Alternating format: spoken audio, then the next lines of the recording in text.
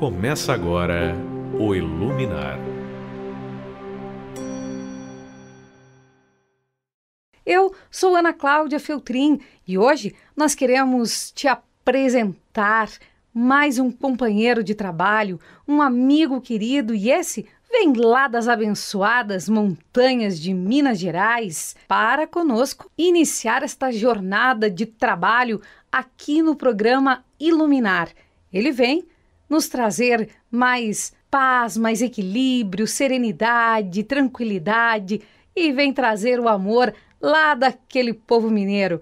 Bem-vindo és tu, Simão Pedro. Te recebemos com muita alegria nessa tarefa aí da divulgação da doutrina espírita. Sei quão importante é o trabalho de vocês na comunicação social espírita, sei quão é importante e a envergadura do trabalho que a comunhão faz aí nas terras do Planalto. Simão Pedro, todos nós sabemos e temos o discernimento de que ser espírita passa por uma transformação moral, passa por um processo educativo.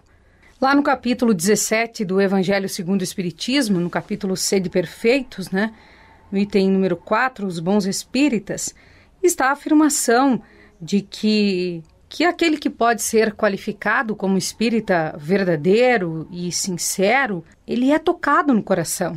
E é tocado por algo que se torna inabalável, ou seja, a fé. Na verdade, nada é fácil quando se relaciona a uma questão de conduta, porque independentemente da época, se no século XIX, no século XX ou agora no século XXI, as condições sejam ou não favoráveis, porque tudo depende da conduta. Se observarmos o capítulo 17 do Evangelho segundo o Espiritismo, nós veremos que Kardec diz que reconhece o verdadeiro espírita pela sua transformação moral e pelos esforços que empreende no sentido de tentar domar suas más inclinações. Nessa lógica, não tem época. Vai depender do esforço pessoal, dessa autodeterminação, desse autoconhecimento, e isso é uma batalha pessoal, uma batalha consigo mesmo, tentando vencer os maus pendores. Se olharmos a época atual, os convites às coisas fáceis hoje são muito maiores do que no passado. Eu entendo que no momento presente nós temos mais desafios sociais, muito maiores do que em épocas passadas, em épocas anteriores. O próprio aglomerado de pessoas que somos hoje, mais de 7 bilhões de pessoas encarnadas na Terra, isso já mostra que temos uma relação social muito mais ampla e, por conseguinte, muitos também problemas sociais surgem dessas relações. Então, a época presente sempre é a época do desafio. Aquilo que é passado é conhecido, mas é imutável. O que é futuro é desconhecido, porém mutável. Imutável a partir das nossas ações, do presente. E esse é o grande desafio do momento atual. Então eu vejo esse momento como um momento necessário, como um momento delicado até mesmo. Por quê? Porque é o momento que nós estamos nele encarnados. E aí sim serão as nossas posturas. E num aglomerado tão grande de pessoas com tantos apelos sociais, o personalismo passa a ser um inimigo grande para ser trabalhado. O egoísmo. Quanto mais pessoas com as quais nos envolvemos, mais podemos desenvolver o altruísmo ou exacerbar o próprio egoísmo. Então, o desafio presente é tão difícil quanto ou mais do que já foram em outras épocas. E com tantos desafios, Simão Pedro, vamos aproveitar a boa música espírita para entrar em contato conosco e com Deus. Elizabeth Lacerda canta aqui no Iluminar para você, para todos nós, quanta luz.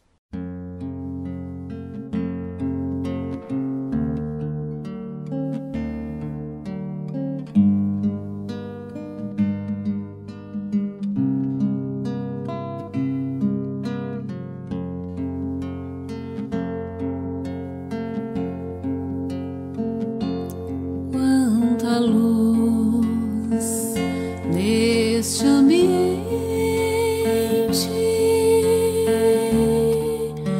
descendo sobre nós.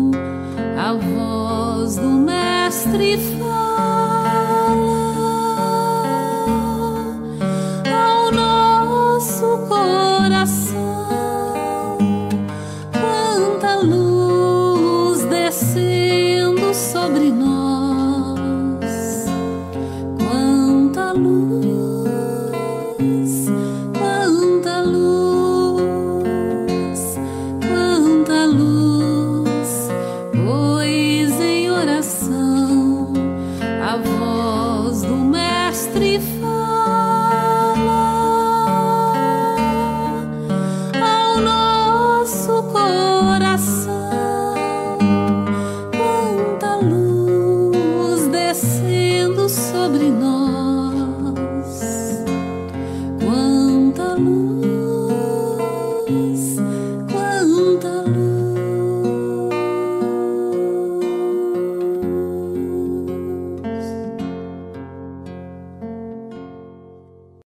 Voltamos com O Iluminar.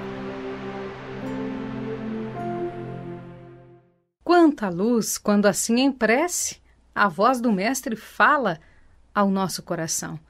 Depois dessa belíssima canção na voz de Elizabeth Lacerda, e com tantos desafios pela frente, vamos então, né, Simão Pedro, refletir sobre a lição, que está lá no capítulo 18 do Evangelho segundo o Espiritismo, a porta estreita. Porém, a pergunta que eu quero te fazer é a seguinte: será que hoje nós estamos olhando mais para a chamada porta larga? Hoje se olha pelas facilidades. A própria evolução tecnológica, a evolução social em termos de costumes, acaba gerando essas facilidades, né? Uhum. Então essas portas largas, elas são mais apresentáveis. Uhum. E talvez isso nos dê a ideia de que são quantitativamente maiores. Uhum. Mas a questão é de escolha.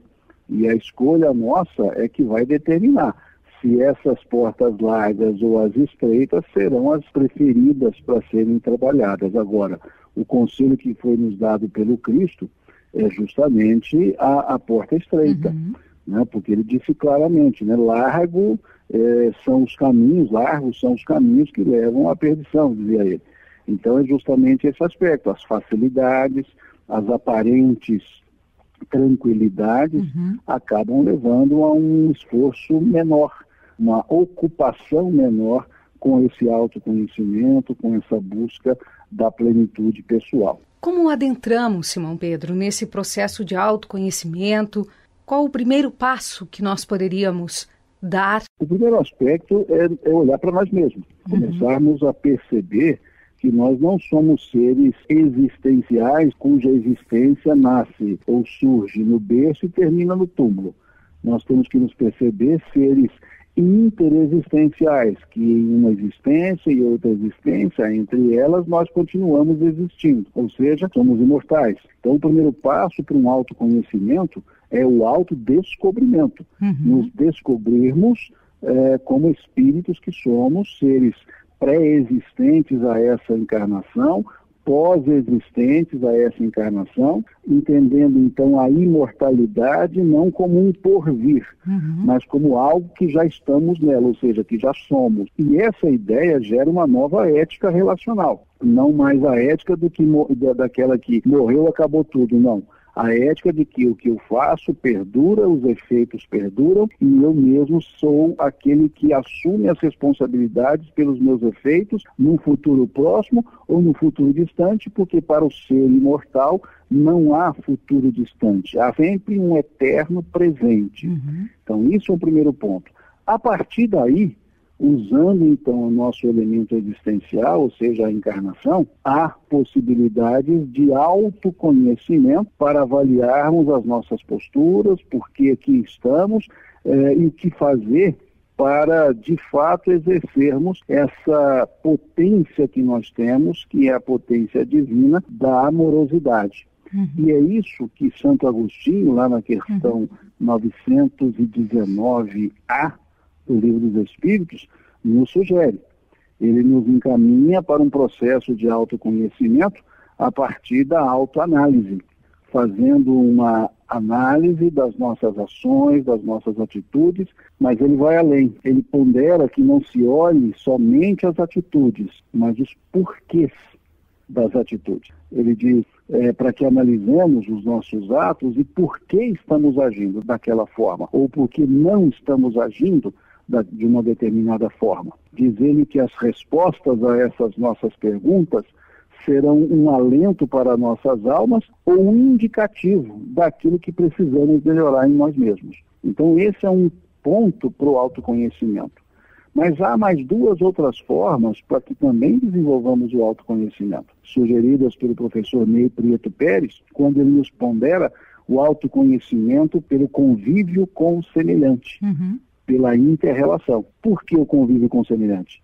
Pelas nossas reações face às ações dos semelhantes. Porque quando reagimos, nós mostramos de fato quem nós somos. As nossas reações instintivas, por assim dizer, elas são um indicativo do nível que nós estamos. Porque as reações racionais, elas são trabalhadas primeiro pela intenção e pela razão. Então, racionalmente, nós nos mostramos como queremos que as pessoas nos vejam. Instintivamente, nós nos mostramos da forma que nós somos. Então, num relacionamento, por exemplo, familiar, que nós não temos os formalismos, nós nos mostramos como nós somos. E se pudermos observar as nossas reações, nós aprendemos a nos autoconhecer. Então, o convívio com o semelhante é um caminho fundamental.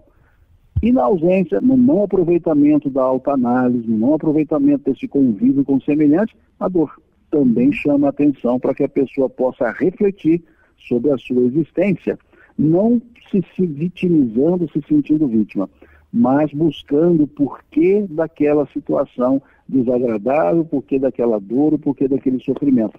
E quando se chega à causa, acaba se autodescobrindo, se autoconhecendo e propondo-se a mudar as condutas. Então são 3 formas, didaticamente falando, 3 formas que nós temos para autoconhecimento, e aí sim nós entendemos porque Santo Agostinho agora na questão 919, no Livro dos Espíritos, deixou-nos claro que o autoconhecimento é o meio prático e eficaz que nós temos para vencer na vida e resistir ao arrebatamento do mal. Pois é, Simão Pedro, mas agora nós vamos te dar aqui um presente do Iluminar, que é dado a todos aqueles que participam conosco e comungam conosco esse momento também de tratamento, esse momento de amor, de fraternidade e de divulgação dessa doutrina que tanto nos auxilia. E para ti e para todos os nossos ouvintes, o cancioneiro espírita apacenta as ovelhas.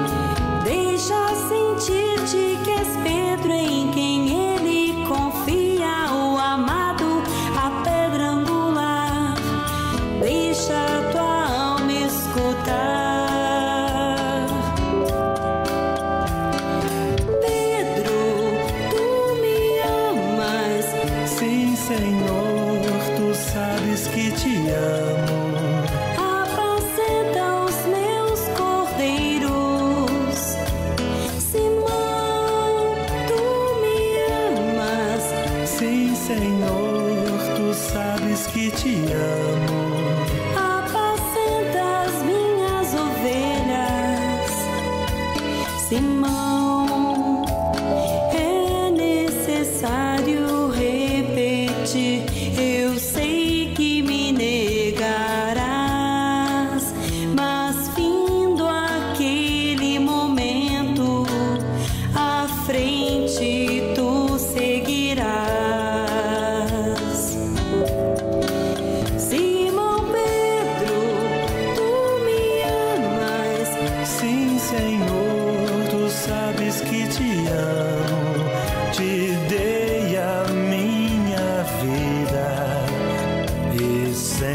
sempre te amarei. Pedro, tu me amas. Sim, Senhor, tu sabes que te amo. Apacenta os meus cordeiros. Deixa sentir-te que és Pedro, e à frente tu seguirás.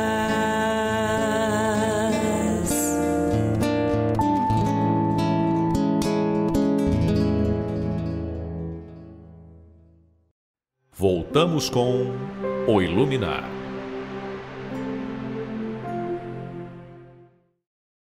Simão Pedro, olha aí o que disse a canção Apacenta as Ovelhas. Simão Pedro, amas-me? Olha só.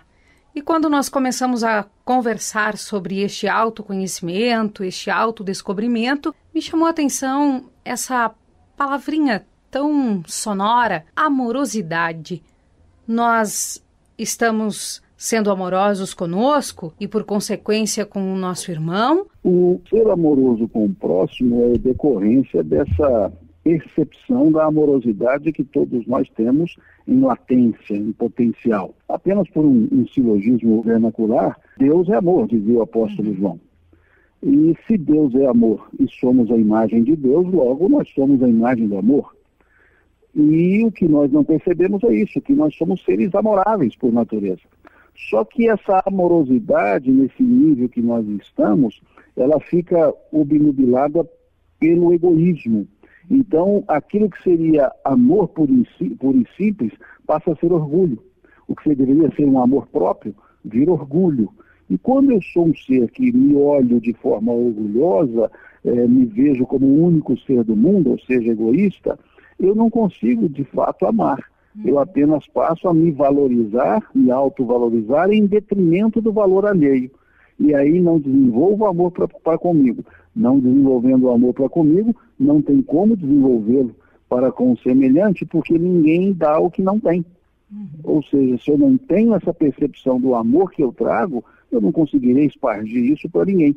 E quando eu esparjo isso para os com os quais eu convivo, na verdade, eu estou espargindo por interesse. É como se eu dissesse, eu te amo porque preciso de ti. Entendi.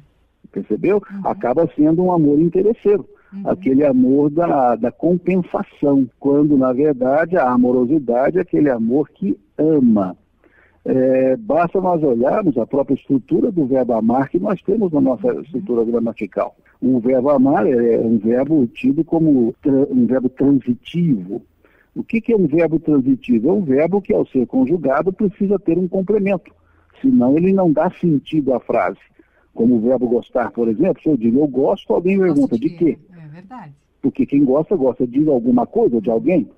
E o verbo amar deu-se a mesma lógica. Quando eu digo eu amo, me perguntarão, ama a quem? Ama o quê? Ou seja, agora, se nós pensarmos profundamente, o sentimento amar não poderia ser transitivo. Porque quem ama não ama alguém, quem ama, ama. E é isso que nós entendemos ainda. Porque entendemos que todo amor que temos tem que ser direcionado e não simplesmente exalado. E quem ama também não tem o porquê, né, Simão Pedro? Quem ama apenas exerce a sua natureza. Então não tem o porquê amar ou para que amar, apenas exercer. Naquela passagem de Jesus, com a mulher que padecia há 12 anos de um fluxo de sangue, traduzida como mulher hemorroidízia, mulher hemofílica, o que aconteceu ali? Aquela mulher, com toda a dificuldade, dada a sua debilidade física, pensa consigo mesma em aproximar-se de Jesus e ela entendeu que bastava tocar-lhe a túnica ou tocar nele e ela se curaria. No meio da multidão, ela chega até Jesus e diz a evangelista que ela toca em Jesus na barra da sua túnica, ou seja, chegando por trás, tocou-lhe a barra da túnica. E Jesus disse, para, alguém me tocou. E os discípulos perguntam, Senhor, mas como tu dizes alguém te tocou, se todos te empurram? E ele respondeu, alguém me tocou, pois de mim saiu virtude. Isso é amor. Ele não viu quem me tocou, ele não se ocupou em observar isso, mas exalou o que ele tinha. O quê? O sentimento de amor pelas pessoas. E ao fazer isso, curou a mulher. Isso é amar. É exalar. Simplesmente. Sem direcionamento, senão por aquele que busca o amor, não por aquele que dá o amor. Vamos ouvir mais música aqui no Iluminar. Maico Leal vem falando de amor, Simão Pedro. Vai nos ensinar um pouco mais o que é este sentimento através da canção Cultivando o Amor. Confira!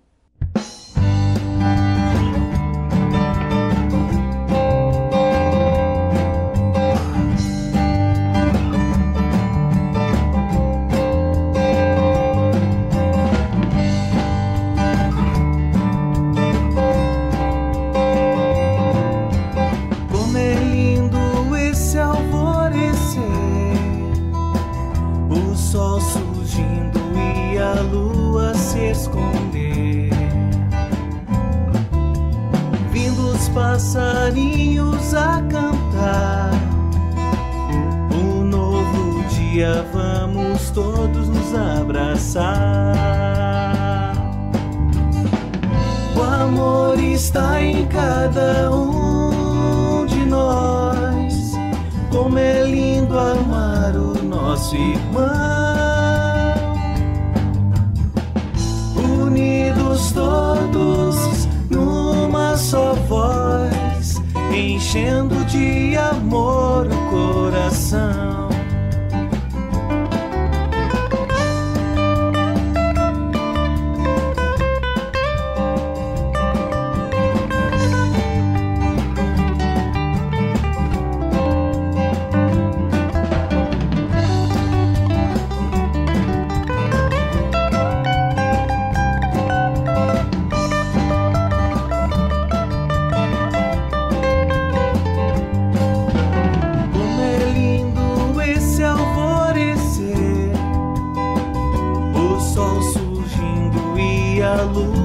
Esconder, ouvindo os passarinhos a cantar, um novo dia vamos todos nos abraçar. O amor está em cada um de nós, como é lindo amar o nosso irmão. Unidos todos numa só voz, enchendo de amor o coração. Quero amar, vou te amar, também sentir a emoção. E assim ouvindo a voz do coração, buscando a paz, buscando a luz e as palavras de Jesus, cultivando amor com meus irmãos. Quero amar, vou te amar, também sentir a emoção. E assim ouvindo a voz do coração, buscando a paz, buscando a luz e as palavras de Jesus, cultivando amor com meus irmãos.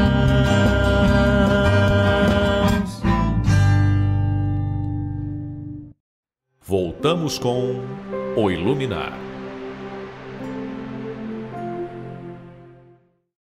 Simão Pedro, que responsabilidade tem a família, esse cadinho, como diz Joana de Ângeles, essa escola maior, onde nós devemos exercitar o amor, a paciência, a tolerância, a compreensão e a união diante desse avanço tecnológico em que os nossos jovens têm cada vez mais acesso a aparelhos de telefone avançados, à internet a toda hora, a todo instante. Então, que responsabilidade tem a família na construção e reconstrução destes laços de afeto para, quem sabe, usar esse avanço tecnológico a favor do amor na família? É a família que permite afastar esses jovens por não exercer valores familiares. A tecnologia nunca será um problema. A tecnologia, em todas as épocas do mundo, nós as tivemos. Obviamente, limitada a cada nível das épocas. Né? Então, da mesma forma que hoje temos aparelhos eletrônicos de última geração, nós tínhamos no passado aparelhos elétricos, no passado mais antigo aparelhos hidráulicos, ou seja, sempre a tecnologia está em proporcionalidade com a capacidade da inteligência das pessoas. Agora, o que acontece é que nós transferimos para a tecnologia a responsabilidade que não é dela, a responsabilidade que é nossa, ou seja, enquanto seres familiares, ou seja, a responsabilidade de compartilhar, de estar próximo, de mostrar a nossa presença, o nosso envolvimento, a nossa ocupação com as pessoas. Não há nenhum problema de um jovem utilizar dessas tecnologias, das redes sociais, do WhatsApp, não há nenhum problema nisso. Não há problema nenhum entre um pai conversar com seu filho no WhatsApp estando distantes. Até, pelo contrário, é muito mais próximo do que no passado, que se conversava por cartas, que demoravam 30 dias para chegar. Mas o que se deve observar é que não se deve conversar pelo WhatsApp estando os dois no mesmo ambiente, no mesmo cômodo. E isso não é culpa da tecnologia, isso é responsabilidade do próprio ser humano, da própria família. E veja, desde pequena, a criança é introduzida na tecnologia e não a tecnologia na criança. Por quê? Muitas vezes os pais, para terem um pouquinho de, entre aspas, sossego, os filhos são colocados de frente à televisão, né? E como algo para entretê-los, as crianças, em parte, mas como algo para dar sossego para os pais. Então a culpa é da televisão? Não. A responsabilidade é dos pais que utilizaram esse meio, esse subterfúgio, essa fuga. Né? Então por isso que eu chamo a atenção para que nós não sejamos reducionistas para transferir para um objeto a responsabilidade de uma atitude. Então o problema não é a tecnologia. O problema são as pessoas, ou melhor, o problema é a atitude das pessoas, é consequência dessa inação, desse distanciamento daquela responsabilidade paterna, materna, de conduzir os filhos, conduzir esses seres espirituais que aqui chegam para uma vida melhor, para uma vida responsável. Então eu posso estar enganado, sujeito minha observação a correções, mas eu não vejo com esse reducionismo, essa peremptoriedade toda que as pessoas colocam, como se a responsabilidade, a culpa dos males do mundo está na tecnologia, está na televisão, está nos meios de comunicação. Querido Simão Pedro, nós estamos quase encerrando este programa Iluminar, este que é o primeiro programa que nós te recebemos aqui. Mas antes disso, eu gostaria que tu comentasses para nós sobre o papel dos espíritas ao receber as pessoas na casa espírita. A questão é de afeto, é aprendermos a ser afetuosos, a demonstrar o carinho, a atenção pelas pessoas. E aí então é percebermos que a casa espírita, ela não recebe pessoas, ela acolhe pessoas. É o acolhimento para aqueles que têm a necessidade material, é o acolhimento para aqueles que têm a necessidade espiritual, é o acolhimento para aqueles que têm a necessidade emocional. Então ali é acolher as pessoas, é perceber que somos todos seres necessitados uns dos outros e que essa convivência é para justamente desenvolver o afeto. Então mostrar essas realidades espirituais nas quais nós acreditamos, as quais são verdades para as pessoas, não numa forma professoral, não numa forma doutoral, não numa maneira formalística, mas de uma maneira natural, humana, humanizada, por assim dizer, fraterna, calorosa, dando atenção às pessoas que chegam, respondendo a elas as suas dúvidas, construindo de fato um relacionamento calçado no afeto, na afetuosidade, independentemente das pessoas e até de conhecer as pessoas, mas perceber que aqueles que ali chegam para serem acolhidos, da mesma forma que fomos acolhidos quando chegamos e que outros serão também quando chegarem. Então, essa é a ideia de uma reunião de pessoas na casa espírita. Eu poderia dizer, de uma forma apenas didática, que os objetivos da casa espírita são a fraternidade, que é justamente esse elemento do afeto, a instrução, o esclarecimento, melhor dizendo, e o elemento da beneficência. Se nós observarmos o capítulo 6 do Evangelho segundo o Espiritismo, nós veremos que o Espírito de Verdade, ele diz: espíritas, amai-vos. Então veja, a fraternidade, instruí-vos, o esclarecimento. E se olharmos o capítulo 15 do Evangelho segundo o Espiritismo, veremos uma mensagem do apóstolo Paulo, assinada por ele, cujo título é a beneficência. Fora da caridade não há salvação. Então esses são os 3 objetivos primordiais, superiores da casa espírita: a fraternidade, o esclarecimento e a beneficência. E nós chegamos ao final desta edição do Iluminar, querido Simão Pedro. Tua primeira participação aqui conosco. Mais uma vez, muito obrigada. Que Deus abençoe o teu lar, a tua família. Que Deus te abençoe hoje, amanhã e sempre. Que estejas aqui conosco com as tuas palavras de sabedoria, com este amor que vai muito além das montanhas de Minas Gerais, que aqui nós vamos vibrar cada vez mais por ti e pelos ensinamentos do Mestre. Está na hora do até breve, meu amigo. Que Deus te abençoe, abençoe os nossos ouvintes, a nossa equipe técnica, abençoe Minas Gerais, abençoe o Brasil inteiro, esse coração do mundo, pátria do Evangelho. Eu que agradeço a vocês pela oportunidade, pelo risco que correm, ao me convidar. Eu agradeço aos ouvintes, desejo sucesso a vocês nessa empreitada.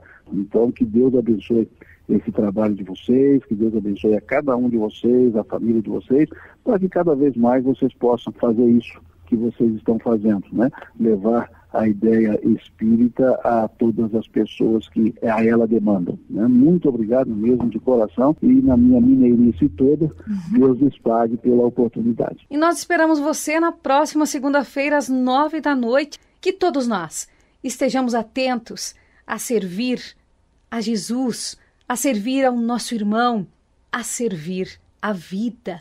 Até segunda, um beijo no coração e, como diz o poeta, um abraço apertado e um suspiro dobrado de amor sem fim.